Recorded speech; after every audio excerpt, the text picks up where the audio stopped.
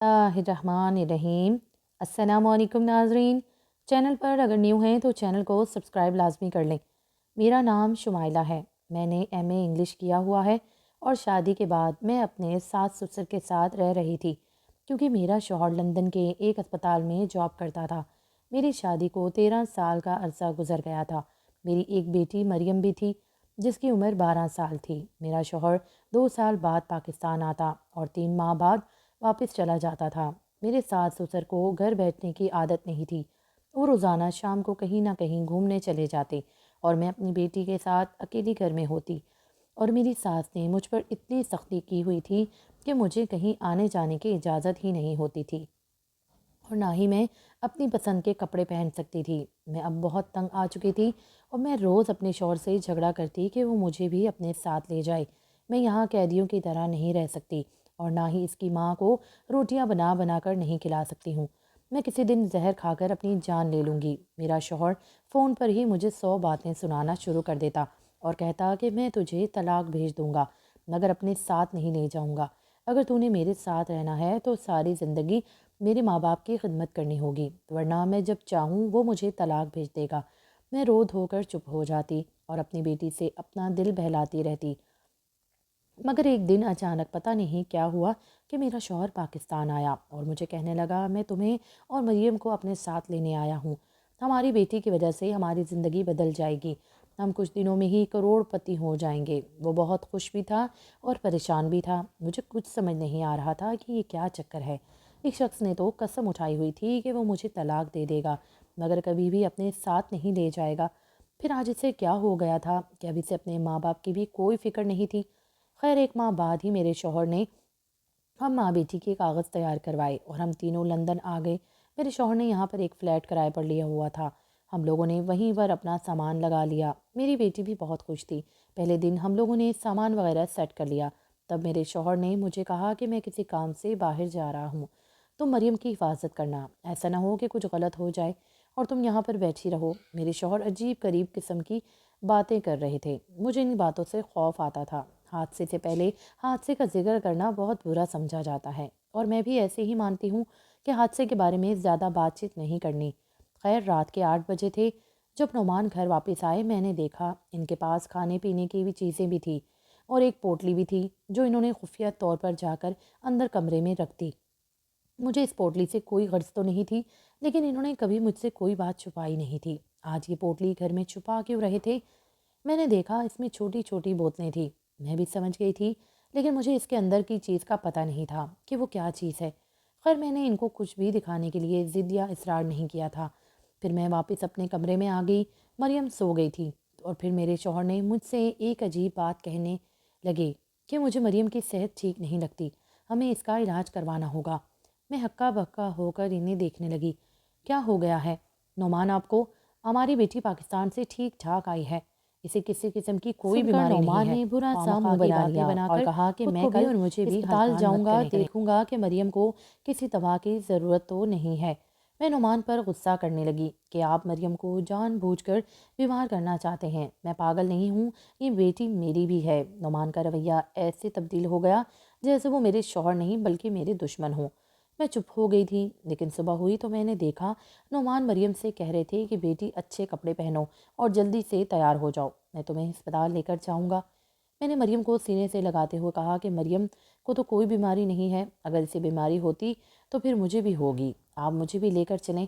नुमान ने मुझे कहा कि मैं अस्पताल में काम करता हूँ, मुझे ज़्यादा पता है, ये तुम ज़्यादा जानती हो।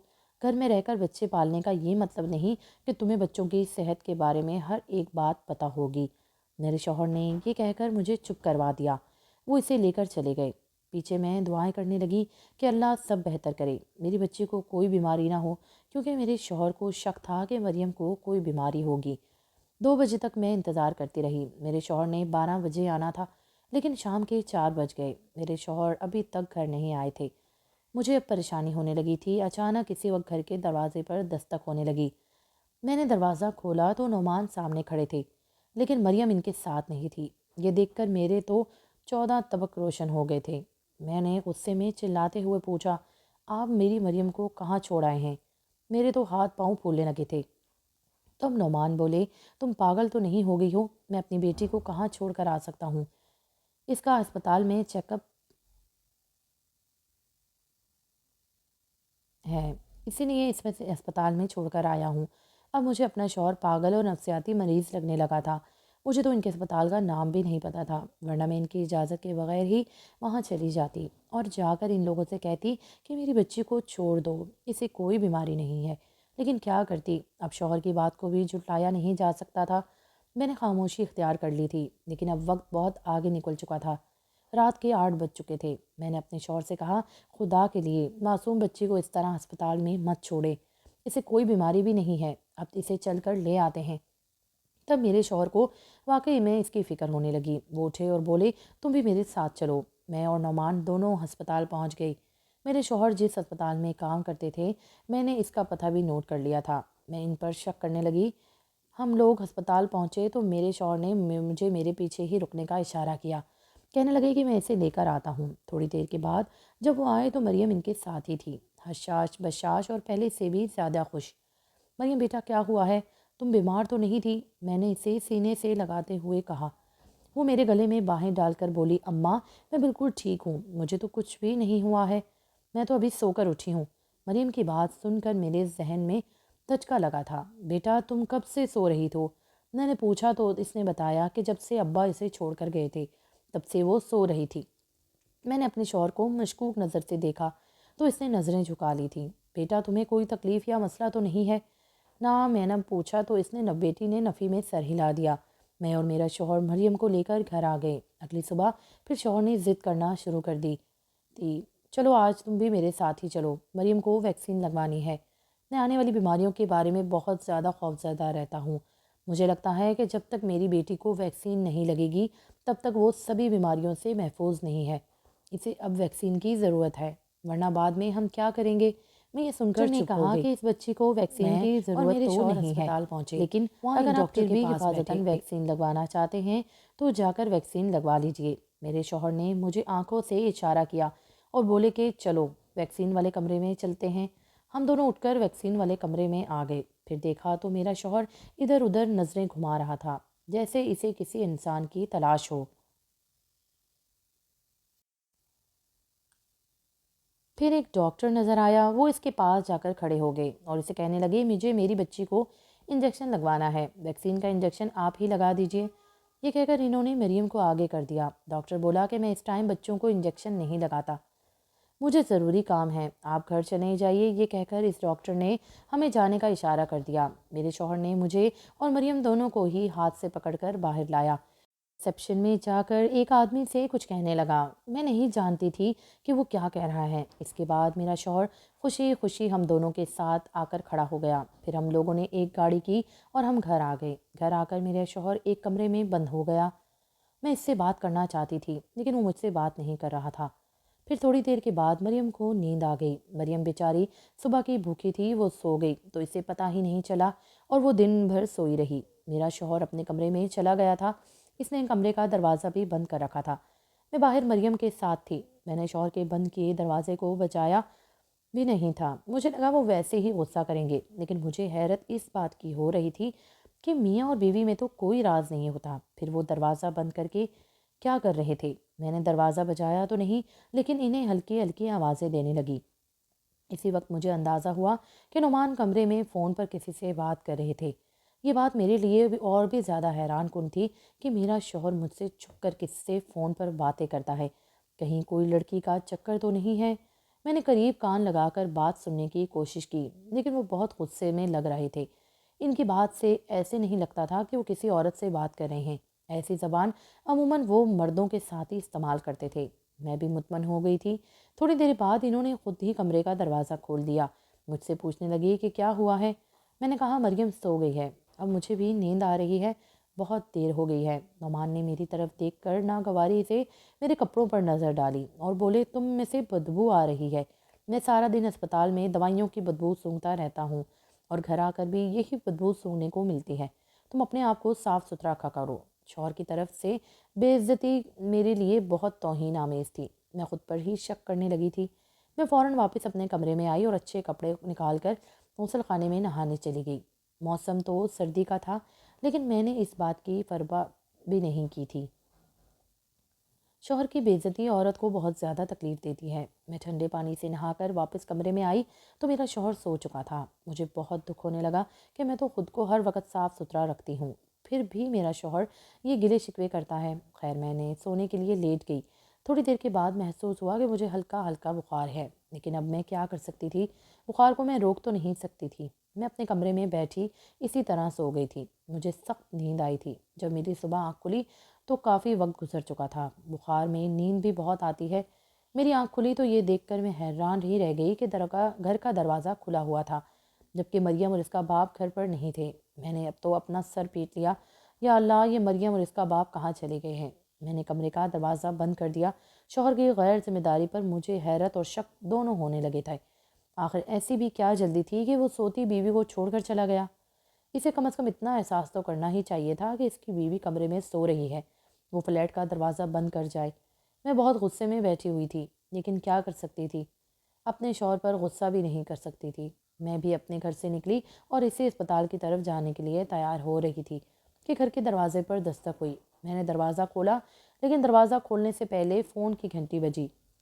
میں نے فون اٹھایا تو میرے شوہر کی آواز آ رہی تھی۔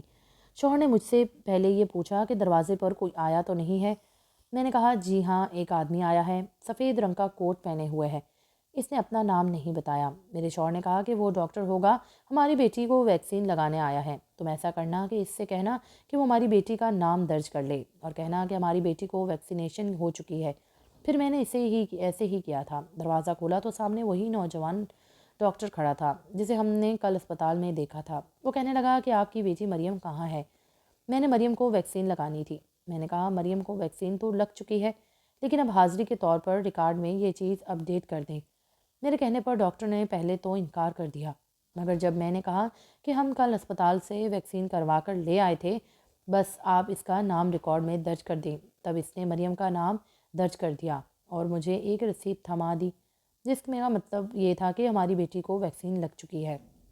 میں تو ایک عام معمولی بات سمجھ کر اس چیز کو نظر انداز کر چکی تھی، لیکن اگلے دن جو ہوا اس نے تو میرے 14 طبق روشن کر دیے تھے۔ میرے شوہر نے مجھ سے کہا کہ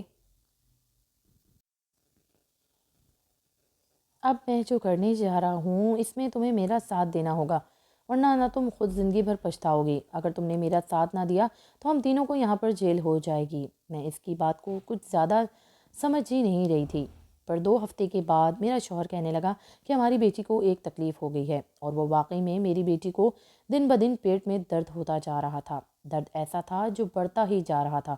بیٹی کے پیٹ میں بھی تکلیف تھی، پیٹ ہلکا سا پھولا ہوا لگ رہا تھا۔ بیٹی کو لے کر میں بہت پریشان تھی۔ تبھی میرے شوہر نے کہا کہ ہم اسپتال چلتے ہیں، میں اپنی بیٹی کو چیک کرواؤں گا۔ مجھے تو پہلے ہی شک تھا کہ میری بیٹی بیمار ہے، کچھ نہ کچھ بات تو ہو گئی ہے۔ میں اپنے شوہر کی وجہ سے خود پریشان ہو گئی کہ وہ مریم کے بارے میں ٹھیک ہی کہہ رہے تھے۔ واقعی میری بیٹی اس قدر بیمار تھی۔ ہم لوگ بیٹی کو لے کر ہسپتال چلے گئے۔ میرے شوہر نے مجھے باہر ہی چھوڑا اور کہنے لگے کہ میں اپنی بیٹی کو لیب میں خود چیک کرواتا ہوں۔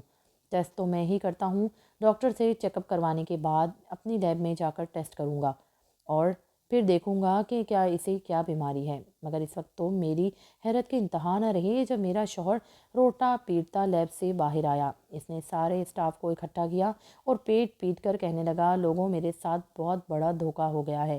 یہ کیا ہو گیا ہے؟ میں نے تو سوچا بھی نہیں تھا میری بیوی اور بچے کے ساتھ اتنا بڑا ظلم ہو جائے گا۔ میں نے سوچا نہیں تھا۔ اس کی واویلا سن کر پورا ہسپتال جمع ہو گیا۔ ہسپتال والوں کے سامنے میرا شوہر نے اعلان کیا کہ ہماری چھوٹی بیٹی کے پیٹ میں کسی کا بچہ ہے اور یہ کہ وہ امید سے ہے۔ یہ بات سنتے ہی سب لوگ اپنے کانوں کو ہاتھ لگانے لگے۔ ایسا کیسے ہو سکتا ہے نعمان؟